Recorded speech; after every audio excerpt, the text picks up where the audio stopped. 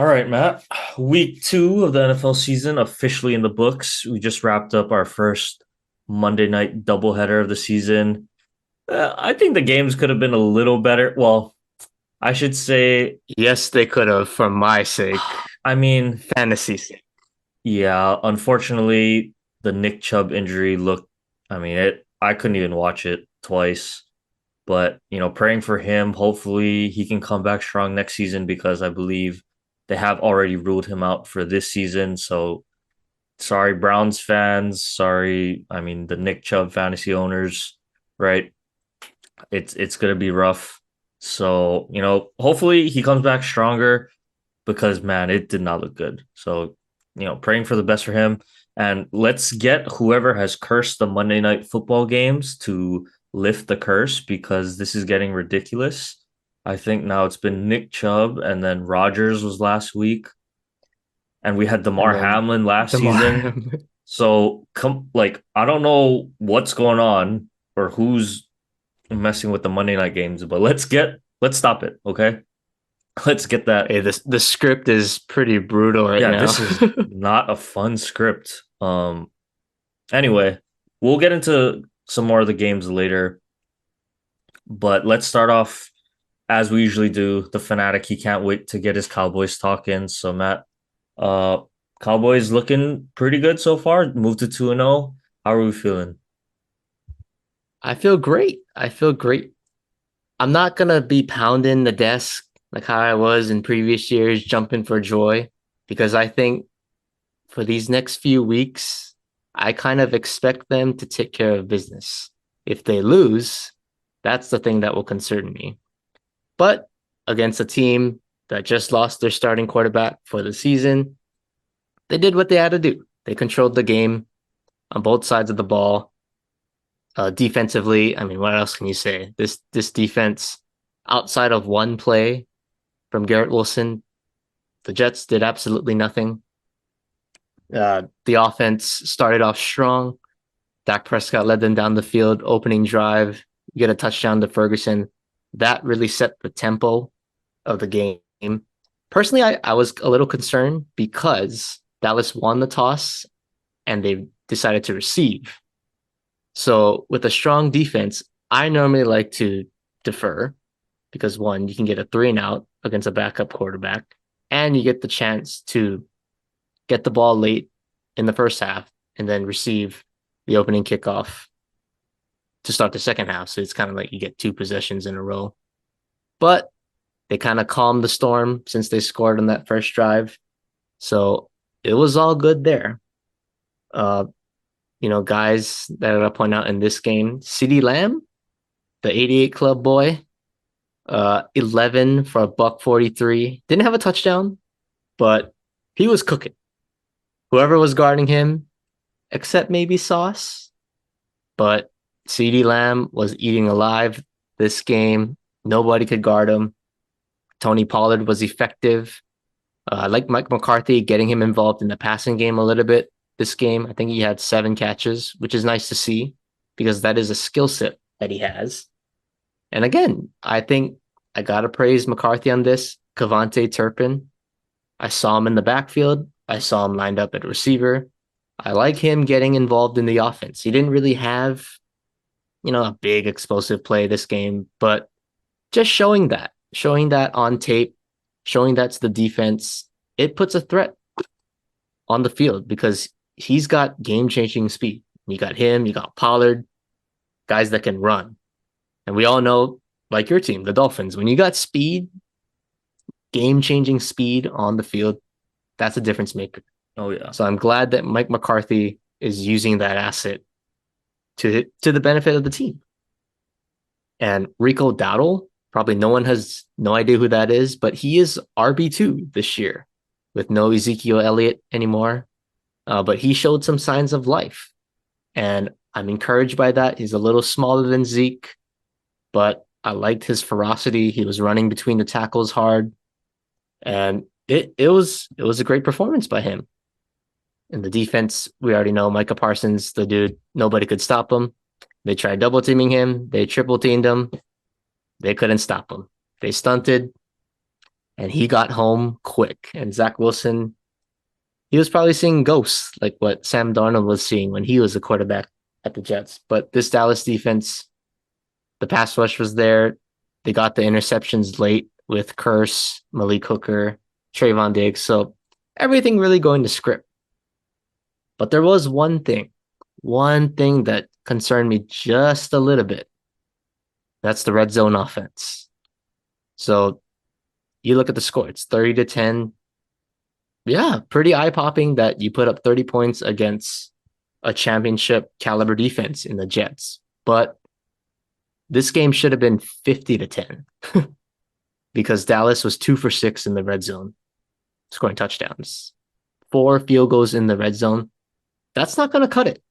It's not going to cut it in the long run because when you get to December, January, and eventually you're playing in the playoffs, you kick field goals in the red zone, you're going to lose.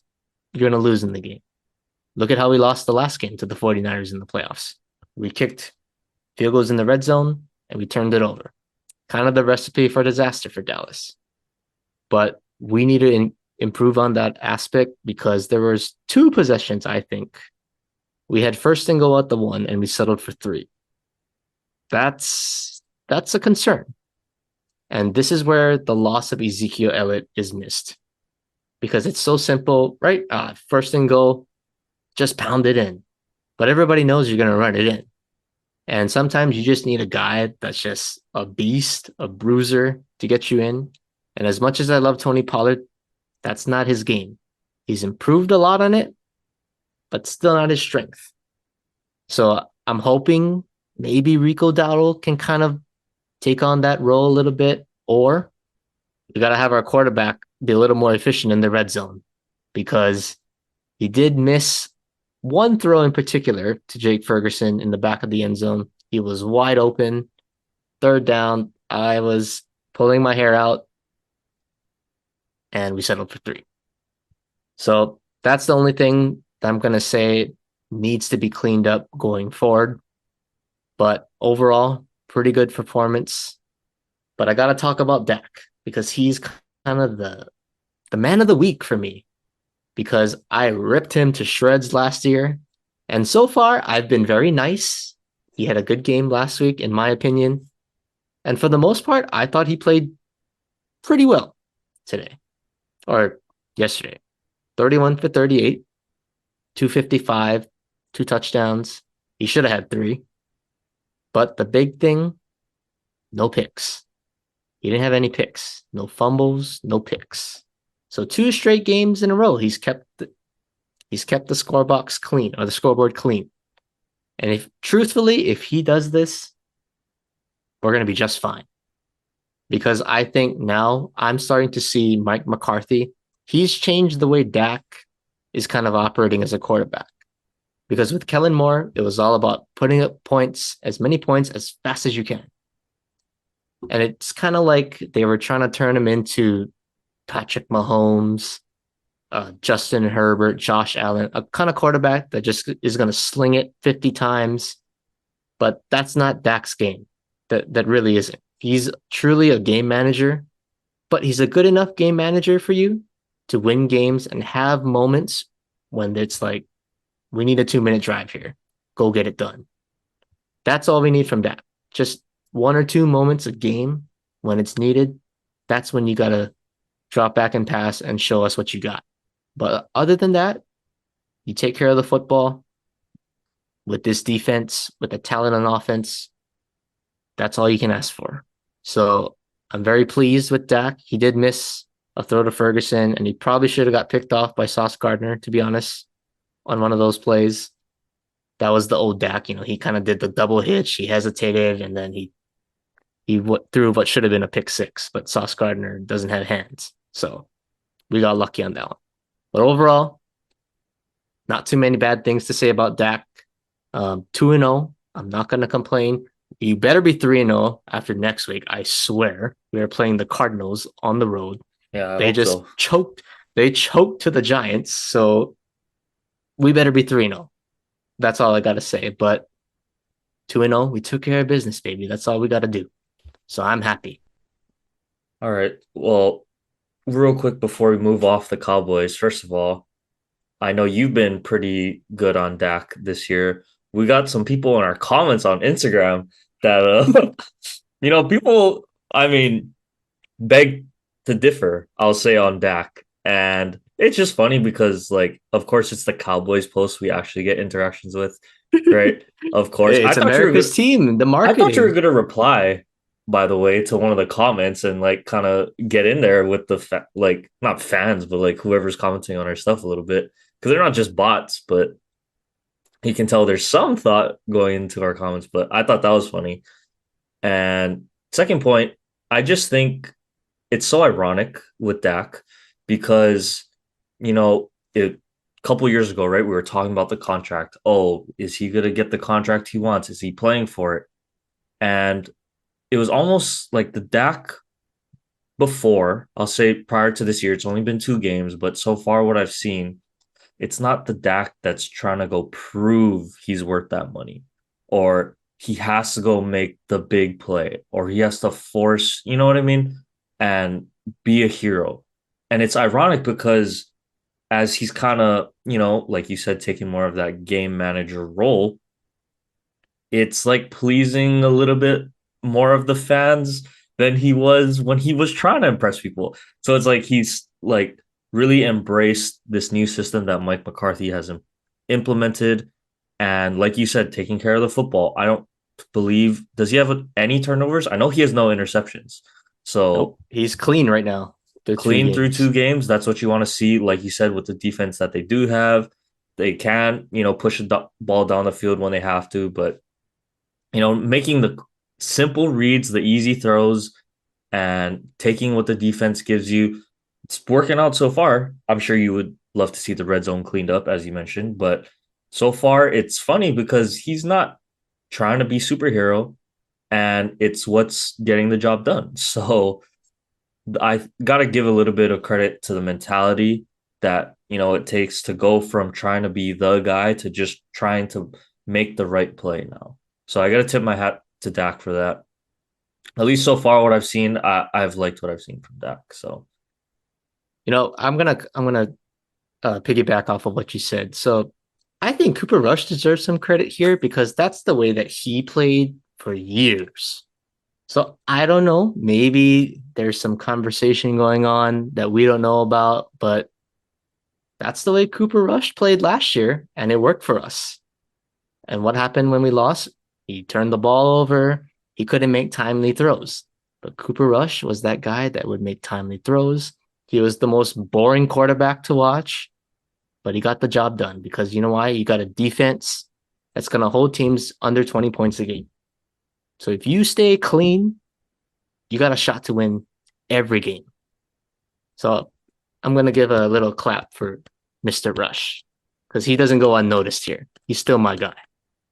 yeah, couldn't get through a week 2 segment without bringing up Cooper Rush.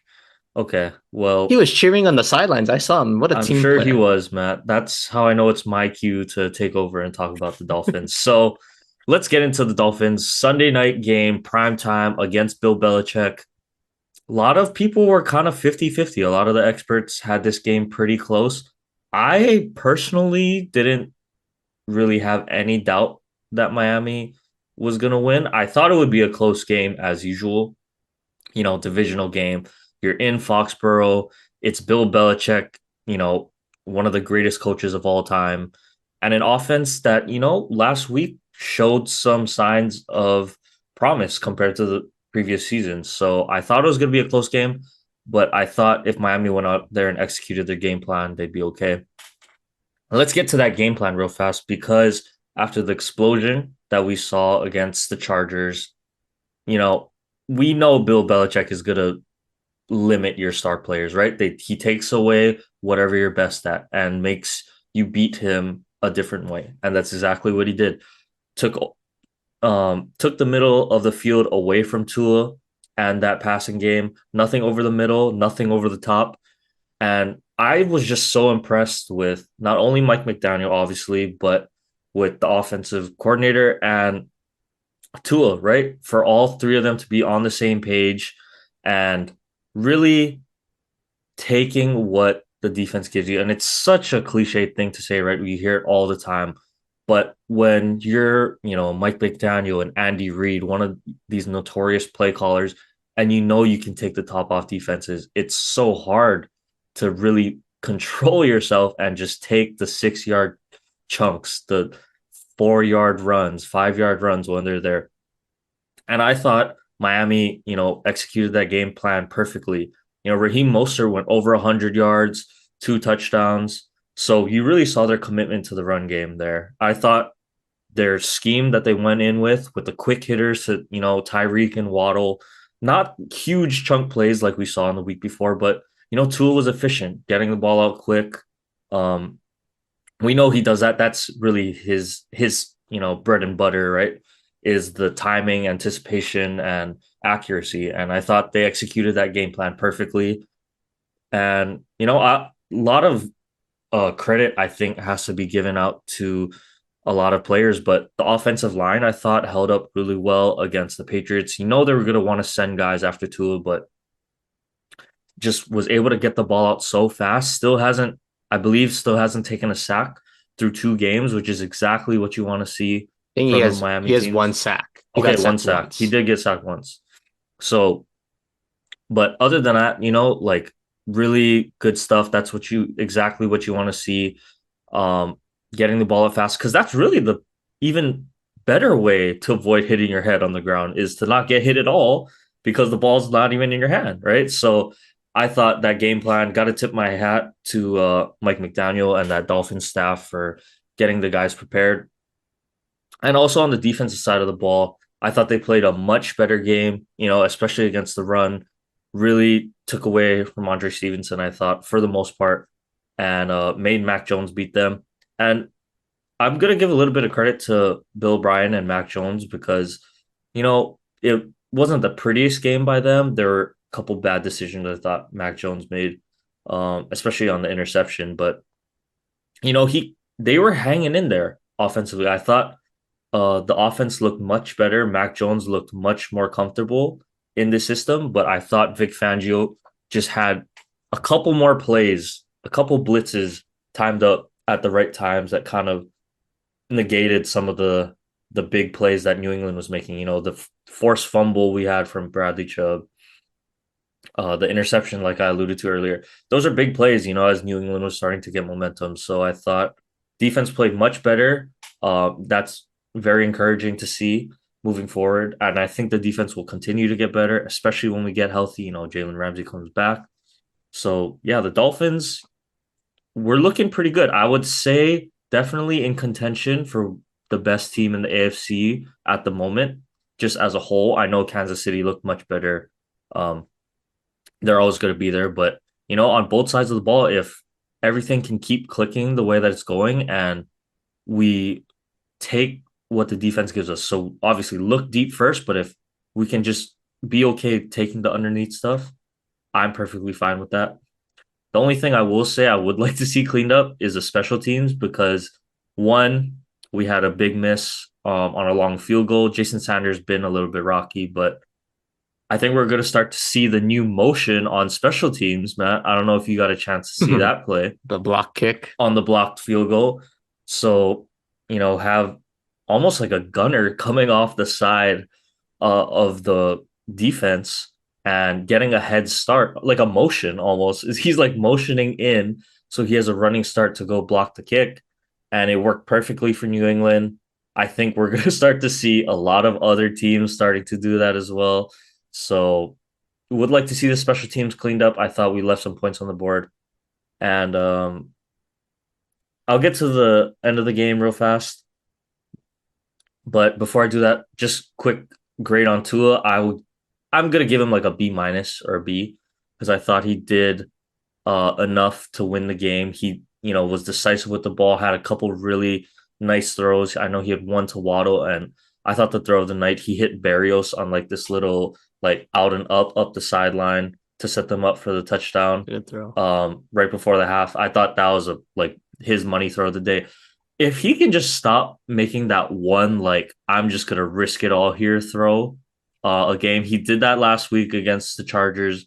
ended up in a pick in the end zone. And then this one, he had Tyreek just kind of threw it up there because, the pressure was coming in. He just kind of chucked it up. Heck of a play by Christian Gonzalez, by the way, who's a early defensive rookie of the year candidate, I think. Um, but if he can just take away that one throw game where he just says, I'm just gonna chuck this one up one on one, and I trust my guy to win that. I think he's been playing really good football so far, so I'll give him a B because I thought he executed the game plan perfectly.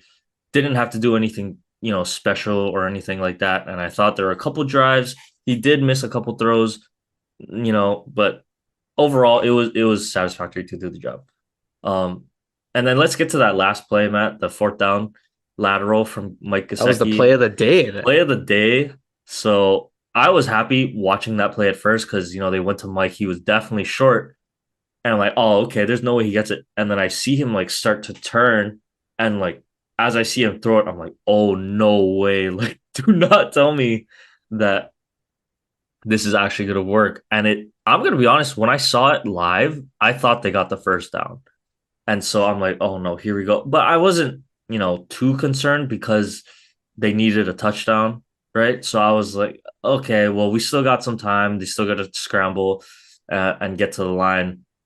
But I want to get your opinion on this because I thought it was pretty close, but with what I was, looking at on the screen, even if it wasn't definitive, to me it looked like pretty obvious that he was short. It was close, but when they, like showed the knee versus where the ball should have been, because it was like blocked right by someone's leg where the ball was, but like there's no other place the ball could have been. I don't know. I thought he was short. Maybe I'm just being biased. What did you think about that?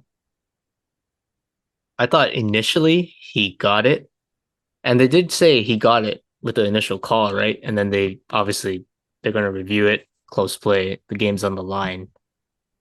But it's kind of hard because I feel like in that situation, it was a close call. I do agree that he was short, but this is from the unbiased perspective. I feel like they might have and should have let it go in that sense because of the moment of the game. And was it really that definitive?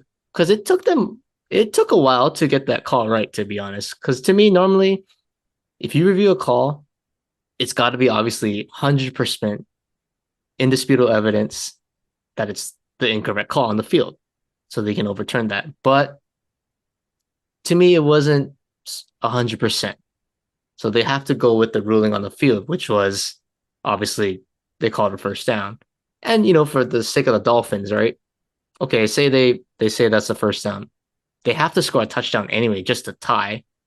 And it's not like, they're on the 5 yard line and they got stuffed. Like they're on what, the 30 yard line, something like that. So they had some wiggle room to play with. So it wasn't like, oh my God, it's just gonna make it so easy for them. So they had some wiggle room to work with. So in my opinion, I think they should have stuck with the call on the field just because of the views. I just thought it wasn't so 100% clear that it was short. But, obviously with the camera angles and stuff, it looked short at the end of the day. Yeah, if I wasn't a biased fan and I would want to see a good game, I would say let it go. But being a Dolphins fan, I was more than happy to take the victory formation. So no complaining from me. Good job, I refs. will say, I will say though, on that play, I thought it was Chris Collinsworth pointing this out, but he was saying that what is your linebacker's name? Van Ginkel, Van whatever Ginkel. his name is. I So can't believe I didn't shout him he out. was he was saying that because he was trying to strip the ball out, that was the reason why he was short. And at first I was like, oh, like yeah, okay, whatever. But I was like, oh yeah, but if you think about it, if a guy's trying to strip the ball away from you, the more you try to stay up, the more likely the odds are it's gonna come out. So a guy's gonna naturally give out a little bit. So do you think that was like what he was saying? That was the reason why he was short? I definitely think it Because could be, he was just especially tugging. if you're not an offensive player who's used to having the ball. The last thing you want to do in that situation is fumble, especially when you think you're pretty close. So I agree with that. I think it probably had something to do with it.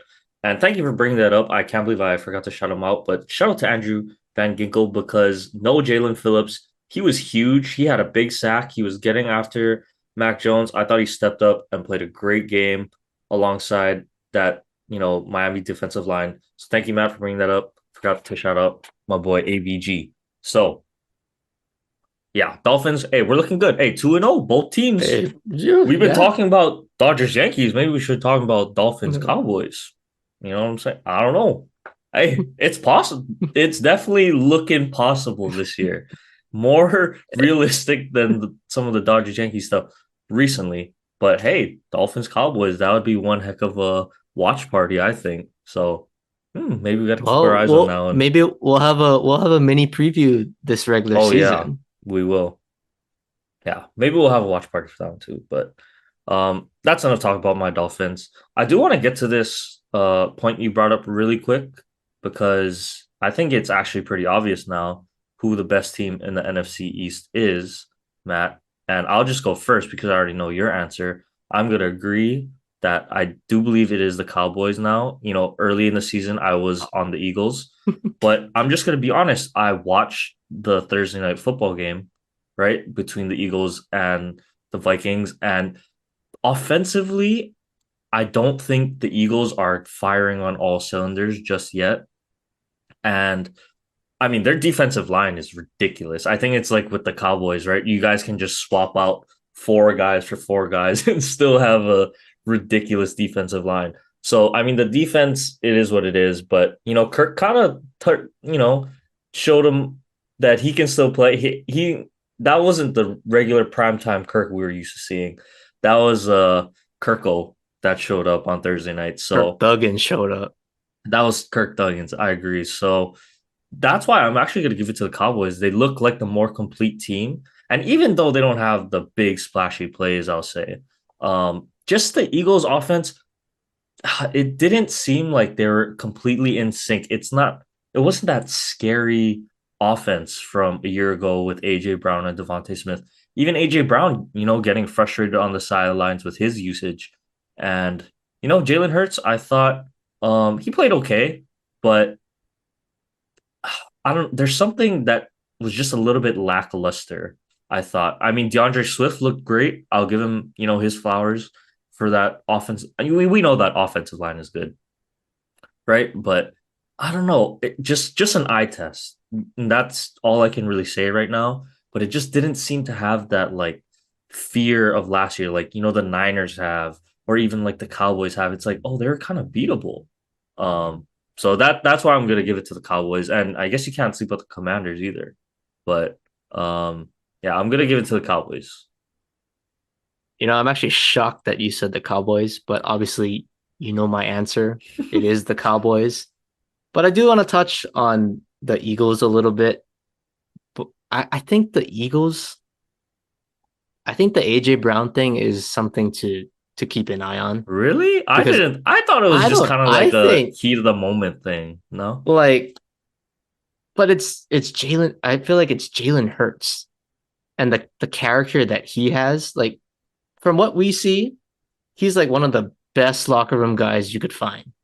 And for him to be, head to head, like he doesn't have that Brady, like he's gonna yell in your face kind of, attitude, right? Yeah, he stays. Mahomes. He keeps his Like he's demeanor. a very Like, even keeled, but it's like, wow, like I truly am shocked that not so much for AJ Brown, but it's like, wow, Jalen Hurts got had to be separated because they were butting heads.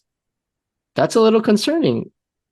And AJ, I don't know. I mean, I love this turmoil. This is great. So AJ, keep throwing your tantrums. Demand the ball 20 times a game. Love it. Keep doing it. But on a serious note, that's concerning because they're winning. Don't you think it was a little strange that they're winning and he's throwing a tantrum? And they were kind of controlling the game. But I just think that's something to keep an eye on. Obviously, the defense to me, I think they're exploitable. The defensive line is great. But yeah, they got Darius Slay. Yeah, they got Bradbury. But if no offense, but if Kirk Cousins is putting up 4 touchdowns, 360 something yards against you at home, With no running imagine going game, I up. might add. Exactly. So even more so, that's a little concerning. That's a little concerning for me. So, and they have two new coordinators on both sides of the ball. That's something to pay attention to. But they do have the one play that's just unstoppable. It's their quarterback sneak. I don't think anybody's going to stop that. Mm-mm. But I truly think that AJ Brown thing is something just to keep an eye on a little bit because the Eagles should be 1-1 if it wasn't for Justin Jefferson. If he could just not fumble the ball, if you're the quote unquote best receiver in the league, you don't do that. CD Lamb is out here in the middle of the field getting rocked, getting knocked on his back, his neck, making tough contested catches. You don't see him fumbling the ball like that. So if you're the best receiver in football, you shouldn't be doing those kind of things because that truly lost the game for them. That was a big That's a swing. touchdown. You're on the 1 yard line. That's an easy 7 points. The Eagles come back, end the half with a field goal. That's a 10-point swing. So, hey, I think the Eagles should have lost in the first place, but I'm liking the NFC East so far. Commanders, though, I gotta keep an eye on them, I Yeah, guess. definitely. Okay, we'll move on to a segment. Probably gonna have to cut it off in the middle, but we'll start it here on this side of the break. So we're gonna go back to our spice levels that we brought up last week, but we're not gonna do all the teams. We'll keep it to the 0-2 teams so far. So we'll start with the obvious ones that we had already touched on. So that would be the Texans, Cardinals, and Panthers, who are clearly all in rebuilds. And, we're not going to give them anything over a mild because we know what they're trying to do. At least two teams, we know they're trying to develop, their first round quarterbacks. The Cardinals are pretty, not blatantly, but I would say the tank for Caleb train is on in Arizona. So I think we can agree with that one there. So let's start off with the Vikings, Matt. They lost two close games. Once again, proving my point that they're not going to win all the one score games like they did last season. But is it panic time? Is it medium? Is it blazing time for the Vikings? I'm not gonna say blazing because I feel like they should have won against the Eagles. If they got killed, just totally outmatched, I would say a blazing. But I personally think they should have won that game. I think the Detroit loss to Seattle kind of, sets a little bit of reality check for Detroit. So the division is still kind of up for grabs for the most part. And the Vikings offense looked pretty good with Kirk Cousins. So I'll give it a medium, but the turnovers are a little concerning. I think they have the most turnovers in like the first quarter, which is kind of insane. So you're putting yourself in a hole to start. I think if they clean that up, they'll be right in playoff contention late in the season. So I'll say a medium for them. I'll give them a medium as well, but it's close to blazing for me. I think you fall 0-2, but because of their division, like the Packers and the Lions, who had already prefaced, I thought were going to be in the playoffs over the Vikings, just because you got two teams in front of you. And, the NFC East is looking like it's going to be closer than you thought. And the Rams are still there, the Seahawks with the Niners. I think it's almost blazing time because you can't be slipping too far in the division. I already didn't have them winning the division. So I think if you're falling, it's going to come down to one or two games to determine that those wild card seedings. So I'm close. It's real close, Matt. I think if they lose this next week, yeah, it's blazing time, and some things are going to have to change real fast. But like you said, I did like what I saw, um, which is why I'm not going to go complete blazing for them. Okay, next team. This is an interesting one. Bengals. Not sure if we expected them 0-2 again, back-to-back seasons at 0-2, Matt, but with a tough division too, in the AFC, what are you feeling on the Bengals? Ooh, the Bengals are tricky. I think they're still a medium, but they're like that tier right before Blazing. I still think they're good enough to make the playoffs. I said they're going to make the playoffs as a wild card team. I'm going to stick by that. But it is concerning that their offense looks pretty awful. I don't know. Maybe Joe Burrow got his money. He's like, nah, I'm good. But Jamar Chase, there's no connection there. I don't know what's going on with those two. I think they'll figure it out eventually, but that's a little concerning that your quarterback and your number one receiver don't have that connection to start. The run game, like Mixon, we were pretty high on Mixon throughout the podcast, but he's kind of taking a little bit of a backseat a little bit. And when we were saying the Bengals were flying high, Joe Mixon's got to be the anchor. Joe Mixon is the focal point. So I don't know. Zach Taylor, maybe you should listen to our old episodes. Just some words of advice. But Joe Mixon, I know he's getting older. You still gotta give him the rock 20 times. I still think you do, but the offensive concerns me a little bit, so I'm gonna say medium. I'm actually going to go blazing already for the Bengals. I know that Okay. it is the Bengals. They've been there, they've done that, but Joe Burrow was healthier at this point last season than he is this season. The calf sounds like is a problem. He is a legit questionable at this moment, I think, to play next week. And the Rams have been a tough out so far. I'm just more of a blazing looking at their schedule and looking at how their offense has looked. They have to play the NFC West. That's a tough, division to have to play. Rams, Seahawks, Niners. That's gonna be a tough out for all three of those teams, I think. And if Joe Burrow isn't 100% healthy, as good as Joe Burrow is in the pocket, he has a little bit of that magic where he can, extend plays just a little bit. He's not gonna, Patty Mahomes it per se, but he can move. He can create outside of the pocket as well. He can throw on the run. I think that's part of the Joe Burrow magic, you know? So if he is really limited and teams can get after him in the pocket, that's kind of how you stop every elite quarterback, in my opinion. So I'm at a blazing for the Bengals. I think it's win now time just because of how good we know the AFC is, right? With the AFC East, their own division. Cleveland's looking tough. The Steelers now, beat a banged up Cleveland team. And Baltimore is looking like Baltimore of old. So I think it's you got to start stacking games now if you're Cincinnati because it's not going to get any easier. They also have to play the Bills. I'm going to add they got to play the Chiefs later on in their season. You got to start winning games now because it's not going to get any easier. And we know as it gets colder, it gets a little bit harder to throw that football around. So I'd be concerned with that. And where has Jamar Chase been?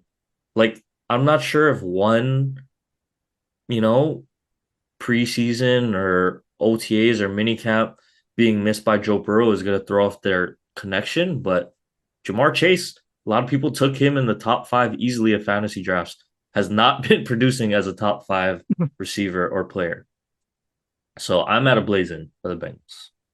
But okay, Matt, well, let's take a break here. And on the other side, we'll get to our remaining games. And as usual, talk about some college and baseball stuff. So we'll be right back. Okay, so continuing on with our little segment here, the next 0-2 team I want to touch on, a guy we've been high on in the past, the Chicago Bears.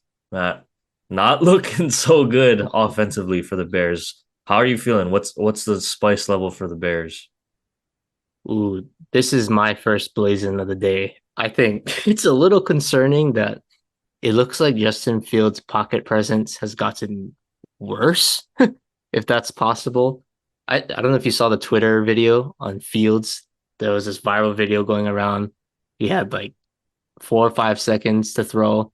He had DJ Moore wide open in the flat, and then he had, I think it was Herbert coming out of the backfield running a seam route for the wide open touchdown. He took neither and he ran straight up the middle. into the lineman, and I was like, oh, that's not a good look right there.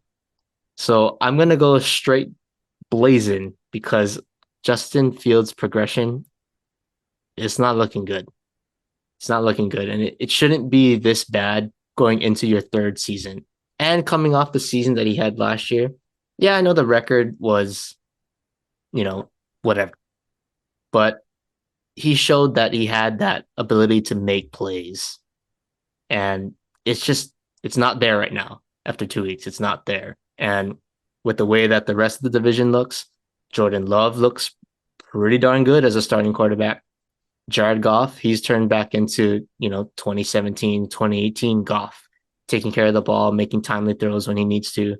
And then obviously Kirk Cousins, who might be the best quarterback in the division. So I'm a little concerned if I'm a Bears fan. So I'm going to give them a blazing spice level.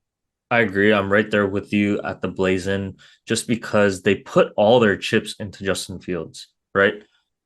We can't forget they traded the number one overall pick because they believed in Justin Fields. So you're kind of going all in. And to see this, I could even say regression over 2 games as a passer, as a real distributor of the football, we know his athletic ability. We know what he can do to create outside of the pocket. But the way you got to beat teams is, with your arm first. That's why Lamar has been able to sustain what he does, because as gifted as a runner Lamar Jackson is, he looks to distribute the ball first and foremost. He has never been shy about that. You can see it when he plays. Really only looks to run when that's his last option. With Justin Fields, I'm just not getting that sense. I've seen a couple of the videos on Twitter as well. It doesn't look good when, guys are pausing the video and circling like all these wide open receivers. Not sure what his progressions are, but I'm not, just going to blame this on Justin Fields because this is a new system that he does have to learn. I think this is going to go back to kind of the Bears staff as a whole, right? Like it is your job to help develop this guy. We know he has a talent, right? So what isn't clicking? You need to help him figure that out fast. I think it goes both ways, but yeah, the Bears as a whole, it's time because if you thought you were gonna make a run this year, time is running out, and things are gonna have to get fixed immediately. So I'm with you with the Blazing for the Bears. Next one, maybe a shocker here, but the Chargers sitting at 0-2 with how good they looked last year, made the playoffs. I don't know, Matt. What is your concern for the Chargers? They are a blazing above blazing, I think, just because of how they ended last year and how they're starting this year. I think this is really, really a concern, especially for Brandon Staley, because I feel like his job's on the line this year. If they don't make the playoffs, he's gone. But the way that they lose games, it's like it's kind of worse than the Cowboys in their prime. When they just find ways to lose games. The Chargers, they I think they won up, the 2015 Cowboys, with an injured Tony Romo because it's getting pretty ridiculous at this point.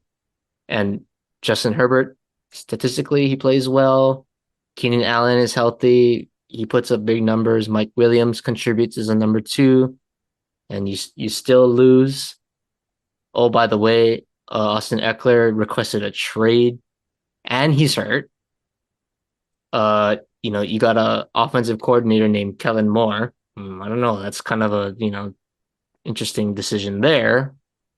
But a new coordinator, and you got your head coach going into the media bashing them for bringing up the Jacksonville thing. But to me, I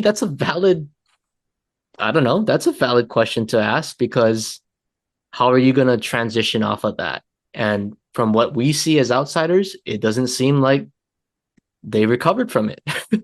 If they recovered from it, it would at least be 1-1, in my opinion. But you obviously got the Chiefs. The AFC East now has Miami as a contender. You got Buffalo, you got Baltimore, you got Cincinnati, the Browns maybe before Nick Chubb. Like you got all these contenders. and you're 0-2. So where's the room going to be for you in the playoffs? So I just think with the AFC being loaded and the locker room slowly starting to lose control, I think it's blazing time. I agree. I think it's Max Blazin for the entire, Chargers staff, offense, defense. You know, Brandon Staley, as critical as we have been of him, I thought, he's still okay. But man, to lose, in the way that they did last year in the playoffs, to blow that huge lead, and they're bringing back a lot of the same guys that were on that team. So a lot of those guys remember that feeling of, that bitter taste in your mouth of not only losing in the playoffs, but losing in the fashion that you did. And to me, if you can't, get those winning plays out of them when it counts the most, whether that's on offense or defense, in one of these two games, right? They've had both games right there for the taking. They could easily be sitting at 2-0 right now, but the fact is they are 0-2. And, you know, I like Justin Herbert. I think he has all the tools you could possibly want in a quarterback. But even with him, sometimes he just can't have that one drive to put teams away. He had the chance against Miami, really couldn't do it. He had the chance against Tennessee, couldn't put them away as well.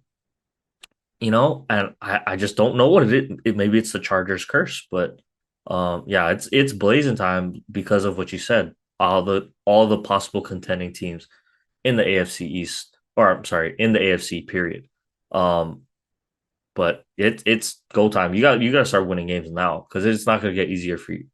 So yeah, Max Blazin for the Chargers as well. I'm with you on that one.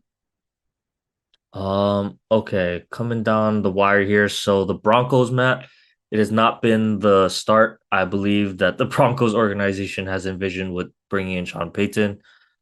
Tough loss against the Commanders. They almost brought it back with the Hail Mary, but couldn't get the 2-point conversion done there. How are you feeling about the Broncos, who a lot of people thought would be in much better shape this year? I'm at a blazing. I'm at a blazing for them. I think obviously the season that they had last year, not a good one. So you're hoping that Sean Payton can kind of revitalize Russell Wilson a little bit. But that's kind of the two people that we're focusing on, Russell Wilson and Sean Payton. And right now it's not looking good. And just talking about last game, they were up, was it 21-3 against the Commanders at home? Come on, you got to close that game out. Sean Payton, he's a Super Bowl winning coach. Russell Wilson, Super Bowl winning quarterback. I mean, come on. No excuse there. And oh, by the way, isn't your defense supposed to be the best unit? But they might be one of the worst, I think, after 2 weeks in the NFL season. So if you're blowing leads, your quarterback play has been kind of spotty, you could say. And oh, by the way, you got to play Justin Herbert twice. You got to play Mr. Mahomes twice. The Raiders are always tough against them. Obviously, they beat the Raiders or they lost the Raiders already. So where am I going to get wins in the division now at this rate? So I'm a little concerned if I'm Broncos country. So I'm blazing for them. Yeah, I'm gonna give them I'm gonna give them a medium. I'm gonna give them a medium only because I think this team is still capable of getting hot. It's just not sustained yet. We saw the flashes, right? We saw the flashes that this team can, produce against NFL caliber offense or defenses. I think the Commanders have a decent squad on defense, not exceptional, but I don't think they're awful, right? Um, so I'm gonna give them a medium just because it wasn't a blowout. If they're getting blown out again, at home against, the Commanders, all right, it's blaze raise all the flags, sound all the bells. But, I thought they let this one slip away from them a little bit. I don't know if they got complacent in the second half or as they were up 21-3. I think Sean Payton is a good coach. So I'm gonna give him the benefit of the doubt because I mean honestly, I don't know if I believe it in Russell Wilson anymore, which is hard to say because I've seen him do incredible things on the football field. But because of Sean Payton, I'm gonna give them a little bit of the benefit of the doubt, give them a medium, but it's close. They're right on that cusp of blazing for me. Yeah, Broncos country. Let's change it up. How about that? Last 0-2 team want to talk about here, the Patriots. Matt, another tough loss for them at home. They were looking to be in the playoffs. It's going to be a little bit harder now. How are you feeling about the Patriots? I'm gonna give them a medium here. I think they had two tough losses to me against two really good teams. So it's not like they were playing the Texans or no offense to them, the Cardinals, right? They're playing the Eagles and the Dolphins, two teams that we think as of now should be in the playoffs when it's all said and done. So the Patriots had their chances to win both games. I could make a case they could be 2-0 too. And to me, it's about Ramondre Stevenson. He is their best player on offense. The Dolphins kind of took him away, but I feel like he's going to get going a little bit more as the season goes on. And that's going to open up Mac Jones with his ability to do play action pass, which he's the best at to me. And the Patriots defense is always going to be good under Belichick. I don't care who they have. They're just always good. They might not be a top five, but you can make a case they'll be top 10 as long as Belichick is the coach. And they got a nice rookie in Christian Gonzalez from the University of Oregon. But I think they still have an identity. They're a defensive first team. They played two tough teams. Let's give them one or two more games before we hit the panic button. So I'll give them a medium. I'm also going to be at a medium, Matt. One of the points you mentioned, Bill Belichick is still there. That defense is still going to be really stingy, not going to allow the big plays. That's going to allow their offense to stay in the game. And just because I think the offense has looked better and Mac Jones has looked more comfortable in this system with Bill O'Brien, I'm going to be at a medium for them because it's actually a low medium, honestly. I'm honestly even close to giving them a mild. But just being 0-2 is the reason why they're at a medium for me. Because Okay. every game is going to count. But they did play two high quality teams, like you pointed out. But just it feels like they're in games now on offense. Like at least they have a chance. Whereas last year, it's like, oh, you really need the defense to hold because you don't know when you're going to get points. At least now, got some guys there that are kind of helping out a little bit more. Devontae Parker, I thought looked good. Hunter Henry's contributing a lot. Kendrick Bourne has been really good for them. So at least it feels like there's still a chance as opposed to last year, which is why I'm going to go ahead and give them a medium spice level. So give them a medium, a low medium. But yeah, they got to start winning games probably soon. I think a big game coming up for them next week against the Jets. I know Zach Wilson is not looking forward to playing a Bill Belichick defense, so we'll see. We'll see how that one goes. But a low medium for the Patriots to round out our spice level for the 0-2 teams. Okay, Okay. we'll take the flip side now. We'll talk about the undefeated teams. So, out of the undefeated teams, Matt, how about let's say the biggest surprise out of the undefeated teams? There's a couple you could go with here. I'm curious to There's a hear. couple. I I'm got curious to two hear who on you're my gonna pick. mind. Okay, I'm gonna go. It's really between two teams here. I'm gonna go with the Commanders. I'm gonna go with the Commanders. I wasn't expecting them to be 2-0, but I'm more shocked, I could say, with their offense. Eric Bieniemy, I don't know, man. The Kansas City effect. He's getting his guys the ball. Brian Robinson looks like a beast right now, running the ball.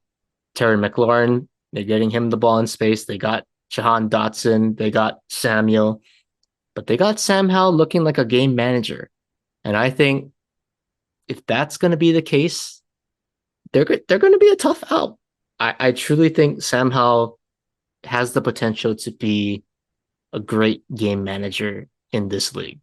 And I'm convinced because he beat me last year. He beat me last year in his first career start. So with the influence of Eric Bieniemy, I didn't think the turnaround would be this quick. So I'm going to say the Commanders. They have my respect at this point of the season. Okay. Yeah, I was in between the Commanders. I could have easily went with them. I'll go with a different team, and I'm gonna say the Bucks. Honestly, I'm gonna go with the Bucks. I'm surprised. I could have also went Atlanta. Only reason I didn't go with Atlanta is because the Packers weren't exactly at 100%. No Christian Watson, no Aaron Jones. You should win that game at home against a squad that's that banged up. But I'm gonna go with the Bucks just because I gotta be honest, I've been surprised with Baker. Baker is, playing well. He's playing relatively turnover-free football. I don't think let me check real quick here because he didn't have a I don't think he has turnover. a pick yet. Yeah. Yeah, so no picks for Baker. Even in that first game, didn't have to do a ton, but made the plays that he had to. And has this team 2-0 in a very, you know, winnable division. Who I thought a lot of people thought the Saints were just going to run away with it. I think we both did. But hey, Mm-hmm. he's got, Mike Evans grooving and Rashad White has looked pretty good. I don't know. Their defense, they're always going to be, pretty okay. However, let's point out one of the games was the Bears, who do not look that great. They have a big test, I believe, coming up this week against the Eagles. Then we'll see who's still Come undefeated on, Baker. after that Come one. on. Shake and bake, baby. But I gotta give it to the Bucks because I really wasn't expecting this out of a Baker Mayfield led team. Got to tip my hat. He's been playing really good football, and they not like they don't have weapons. Mike Evans is still there. This is a big prove it year for him, by the way, because the Bucks don't seem to want to pay him. Chris Godwin's still there. Um, so if hey, they could be one of these sneaky teams in contention for a wild card, I think, if they keep playing well, or at least, be right there with the Saints to win the division. So I'm gonna go with the Bucks. Um, both teams I thought definitely a surprise that we're seeing these guys Okay. sitting at I 2-0. like I like that pick. But speaking of surprises, before we go to college football, what do you think about your spice level for your brother, Puka Nacua? Yeah, Nakua. Um, it's crazy because We're proclaiming him your brother now. He's I your mean, it's third more like my brother. cousin, I guess. He'd be more like my cousin. But like, honestly, it's just weird. Let me point out, by the way, how I've never heard a last name even close to similar as mine. Like, even as a, Japanese last name and being here in Hawaii where there's a lot of, Japanese last names, there's not a lot of Naguas. Like, I'm gonna be honest, not only on this island, but just in the world in general. So to hear like Nakua, that's like weird to hear on live TV. But hey, Puka, I picked him up in one of my leagues. I was able to grab him. He's been really good for the Rams, but I gotta, ask a question now. Is it McVay's system or is it a Matthew Stafford thing? Because Matthew Stafford has a way of turning one receiver into a superstar, right? We saw that. I mean, Megatron, he's going to be a superstar no matter where he went. So can kind of exclude that. But, Cooper Cup wasn't Cooper Cup until Matt Stafford came into town. Puka Nacua is looking like, Cooper Cup 2.0, filling 2.0. in for filling in for Cooper Cup while he's out. But the things that he did with Kenny Galladay. What did Kenny Galladay do after Matthew Stafford got cut by the Giants? I'm pretty sure that's what happened with Kenny Galladay, right? He helped. turn Marvin Jones into a name, help Golden Tate. So maybe it's a Matthew Stafford thing. I don't know. Got to give Matt Stafford his flowers. But yeah, Puka, if he can keep this up, he's perfect for that system. Seems like he knows the system, runs routes really well. Good hands because he's not. You look at him; he's not one of the breakaway speedster guys. He's not one of the big receivers. Just another one of these slot guys that fits into a McVay system perfectly. So, if him and Cooper Cup can learn how to play at the same time, maybe we get a Robert Woods and Cooper Cup situation again. That would be. I think that's definitely a possibility for this offense going forward. So I mean, I'm happy for him, and I hope he keeps it up because yeah, I got him on my fantasy team. So let's go, Puka. Puka, the fourth Nagua. Yeah, the fourth Nangua. So okay, well, I guess that'll do it for our NFL talk here. We can get to some college football now. Let's keep this one short though to spare my suffering. Uh, so Hawaii traveled to Eugene to play the Ducks, and it went exactly how you might thought. I figured that the spread of 38 was too low, and I was right. I believe Oregon ended up winning by what, 50 something or 45. Yeah, 45? 55-10. So exactly what I thought would happen. I don't think there's really anything major to touch on. UH looked terrible. Oregon took advantage of a really bad team.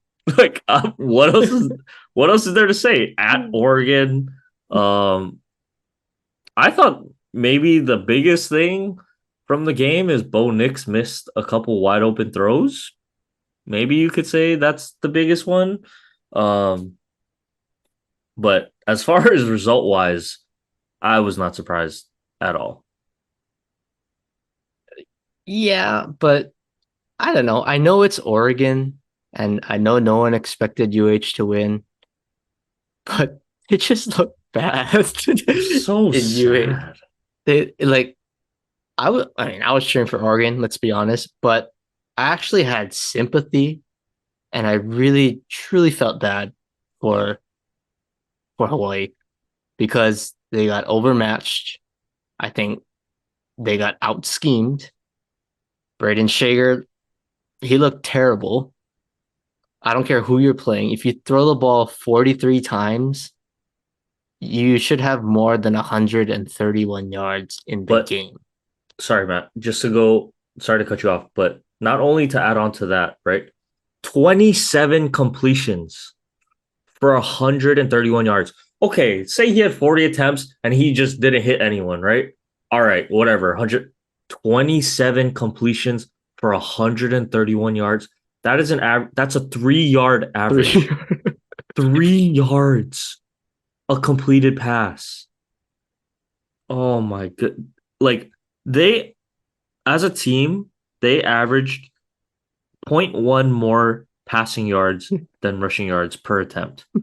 3.2 passing yards to 3.1 rushing yards. I mean, I don't know. I don't know. I don't know. I don't know what do you even say to that? That's like one of the saddest things I've ever heard. 3 yards a completion. Like I that's so hard to like fathom. Honestly, um we only uh, had one turnover the whole game. And like we possessed the ball more and we lost by 45 points. Like what? Did it doesn't even make sense. The run and shoot was like the walk in I don't what's a lesser word for shoot? I can't even die. yeah, sure. I don't know. But I knew this game was gonna be bad. I had to drink to get myself through that game. So at least I ate some good food and I drank to, numb the pain. I'll just say that. Okay, one Um more. Okay, not to rub salt into the wound here, but they did say on the broadcast, speaking of three, Oregon was averaging at 1.3 points a minute. That's like basketball, Yeah. basketball stats right there. Yeah, And that's Hawaii averaged disgusting. 3 yards a game. That's disgusting. I just had I to throw don't that out there. That was probably the saddest stat I heard on the broadcast. But UH, please, for the love of God, win next week against New Mexico State. Oregon, same thing. You're playing an injured Colorado team at home. Take care of business. But we can talk yeah. about Yeah, we'll Colorado get to because that. that was kind of I'm the done with game. UH. I'm done with UH until next week. Hopefully, I'm in a better mood. But let's talk about the past Colorado State game. A lot of hype. Obviously, it's Dion. We know how the hype has been, especially after their first week. But I mean, the hype going into this game was ridiculous. You got The Rock coming out on college game day, you know, pumping up the fans in Boulder. Pat McAfee's there. Like the energy was just so high. First And take, they then had first Lil take, Wayne. everybody. It's ridiculous the hype for Dion.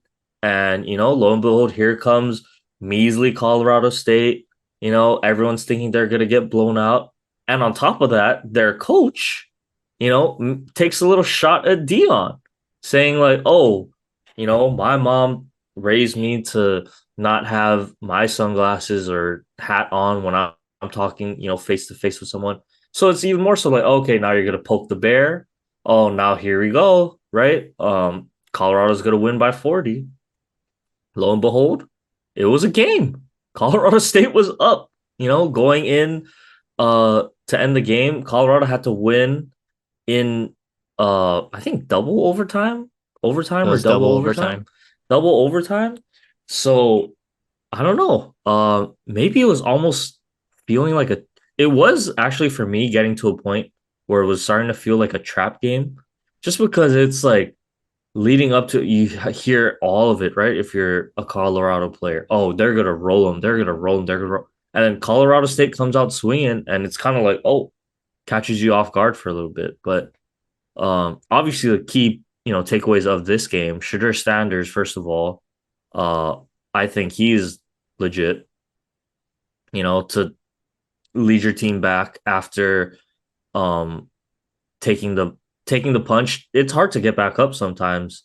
But he stepped up, especially in a game where they were expected to, destroy the other team, to go down like that and to still have like the mentality to will your team back to victory. I thought was the most impressive because he really like his throwing technique. The ball just comes off so clean, and it just looks so good. Like as he released, I don't know how else to describe it.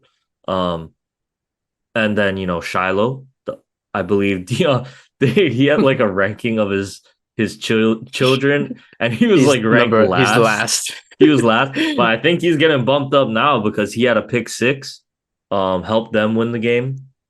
So good for Shiloh. And then the big story though, Travis Hunter, he's out for 3 weeks now. And real unfortunate Jeez. because we don't get to see him against Oregon. And I believe they play USC, he's not gonna USC. play. So really just sad for college football fans because that was all the hype. We get to see some Heisman contenders go at it.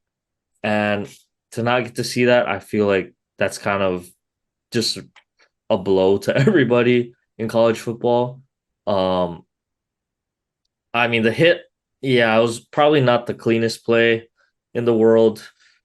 But man, you really just hate to see that because Colorado not at full force now. It's like, okay, what are they, what could have been if they go on to lose those two games against Oregon and USC. So real unfortunate there, Matt. But if you do want to go ahead and preview Colorado and Oregon now, I believe Oregon opened at like 21 or 20 and a half point favorites. Um, do you think they're going to cover? What are you thinking? I think Oregon's gonna win, but I think don't disrespect Colorado that much. Like I think they're gonna cover if it's 21, let's be honest. So I'm not gonna count them out. Yeah, Travis Hunter, he's the key piece in this.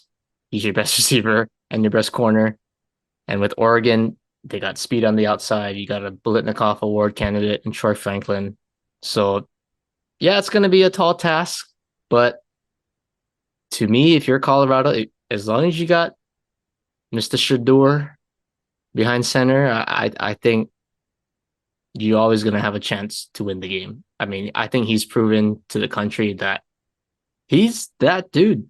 And right now, it's Caleb Williams. Yeah, everybody knows about Caleb Williams, but I think Shedeur is he's right there. He's right there, up and up, and maybe he might have the lead at this point because he kind of has a signature moment now, right? Caleb Williams has blown out, his competition to his credit.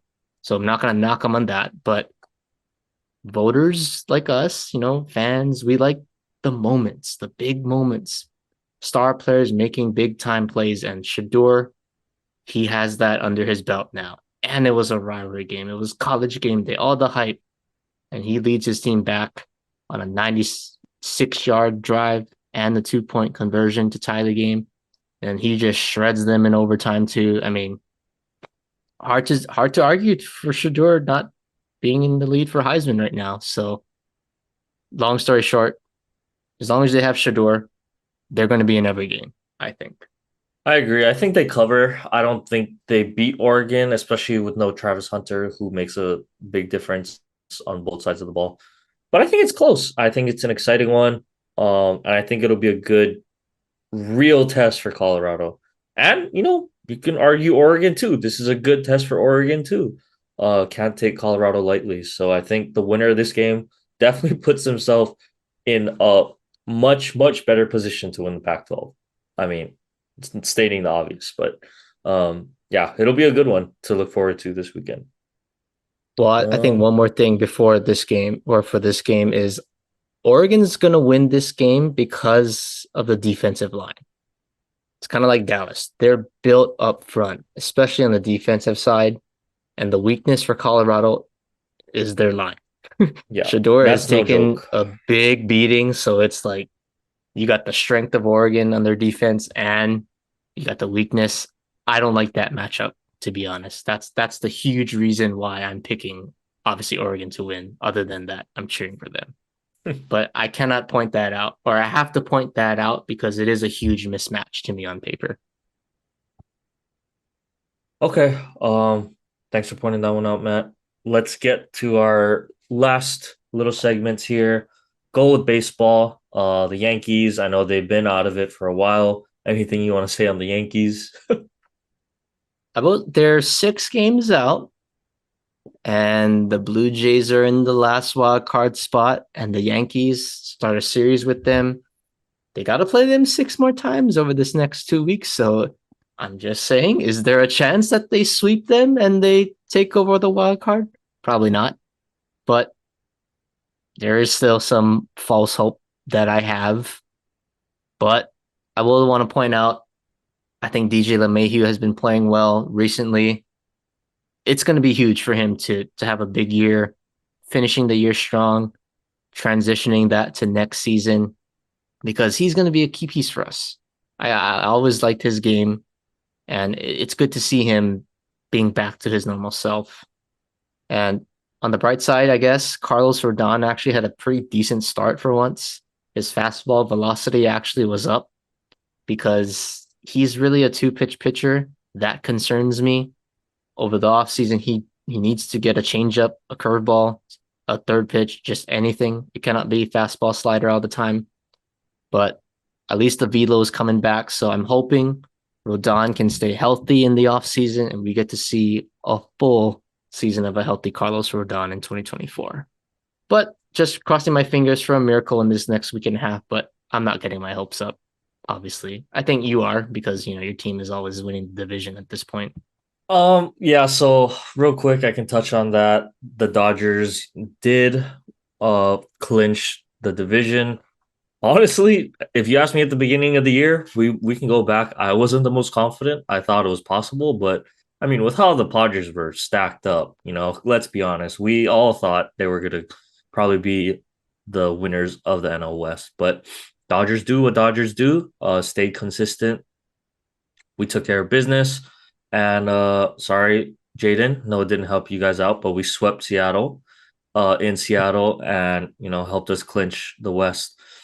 Wasn't really concerned about making the playoffs at this point, but I am going to be concerned about the pitching moving forward. But I'll get to that later. We still have time to talk about baseball, and definitely as we get closer to the postseason, we'll be focusing more on that. But let me run through my quick state of the 808 so far. One of the players played tonight, Nick Herbig. He almost got a sack tonight. Almost got his first sack, but Deshaun Watson had to grab his face mask and like yanked him down by his face mask. So he didn't get his first sack, which would have been a great little highlight there. Obviously, we talk about Tua and how he's been doing, but I will highlight my Dodger, Colton Wong, who in an extremely small sample size has been playing better on the Dodgers than he had previously with the Mariners. Past 7 games, he's hitting 300 now. He's slugging 600. Uh, I'll preface that by saying it's only 10 at bats over 7 games. Um, but hey, still an improvement, and I think it's going to help him get at bats in the postseason against right-handed pitching. So he's been hitting well as of late. Hopefully, crossing my fingers, he can keep it up. Um, and be a nice little spark for the Dodgers coming off the bench, in pinch hitting situations. So that's good to look out for. I gotta get his jersey, I guess, pretty soon. With the playoffs coming up, it'd be nice to have a new because I only have like a Bellinger jersey and he's been gone, right? So gotta get a new jersey when playoffs roll around. But other than that, that's pretty much my state of the 808. Been kind of pressed for time. Sorry. Finally put my desk together. So I'm not sitting on the floor Ooh, anymore. no sore back, no Yeah, sore no back sore anymore. back. But yeah, real quick one. Have more stuff next week, Matt. But why don't you go ahead, round us out with our sports fact of the day. All right, sports fact of the day for September 18th. Kind of a dry one in sports history today, but let's go back to 1848. How about that? Probably the longest tenured, I don't know, sports fact, I guess. But that's when baseball implemented that first baseman can tag the base for an out instead of a runner. So kind of a fun fact in the game that's still involved today. But 1848, I just thought that was pretty cool. The facts were kind of dry, so figured we'd go with baseball. Okay. I respect that. Um, okay. Well, that'll do it for this episode. We'll be back as usual next week with more content. Look out for more content this week. Other than that, thank you everyone. Stay safe, take care, and we'll see you guys later.